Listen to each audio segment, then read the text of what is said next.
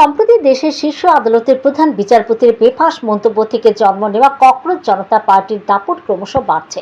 এর একটি নমুনা গত শনিবার প্রত্যক্ষ করেছে গোটা দেশ। এদিন দিল্লির যন্তর মন্তরে দেশের অবহেলিত যুব সমাজের ভিড় উদ্বেগ বাড়িয়েছে মোদী সরকারের। এই মঞ্চ থেকে নিট কেলেঙ্কারি ও শিক্ষা ব্যবস্থায় ব্যাপক অনিয়মের বিরুদ্ধে সোচ্চার হয়েছে সংগঠনটি। কেন্দ্র সরকারকে হুঁশিয়ারি দিয়ে জানানো হয়েছে, শিক্ষামন্ত্রী ধর্মেন্দ্র প্রধানকে পদত্যাগ করতে হবে।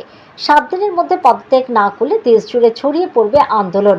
এদিন যন্তর মন্তরে এই বিক্ষোভের নেতৃত্ব দিয়েছিলেন ককরোচ পার্টির প্রতিষ্ঠাতা অভিজিৎ দীপক। তিনি বলেন, দেশের যুব সমাজ এখন আর ভয় পায় না।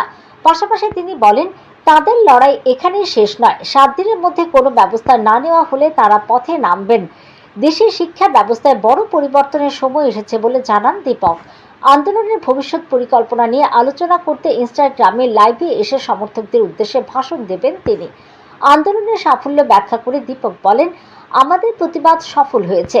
6 থেকে 7 হাজার মানুষ শনিবারের বিক্ষোভ কর্মসূচিতে অংশ নিয়েছিলেন। এই আন্দোলন দিল্লির বাইরেও প্রসারিত হবে। ধর্মেন্দ্র প্রধান পদত্যাগ না করা পর্যন্ত আমরা পিছু হটব না। এই আন্দোলনকে দেশব্যাপী ছড়িয়ে দিতে আরো কর্মসূচি গ্রহণ করা হবে। দীপক আরো বলেন, গতকাল যারা আমাদের সঙ্গে যোগ দিয়েছিলেন তাদের বেশিরভাগই এর আগে কখনো কোনো বিক্ষোভে অংশ নেননি। দেশের শিক্ষা ব্যবস্থা সহ বহু ক্ষেত্রে চূড়ান্ত ক্ষোভ ও হতাশা থেকে তারা এই কর্মসূচিতে পা রাখেন। আমরা যদি আমাদের আওয়াজ না তুলি তবে পরিবর্তন আসতে পারে না বলে তিনি জানান।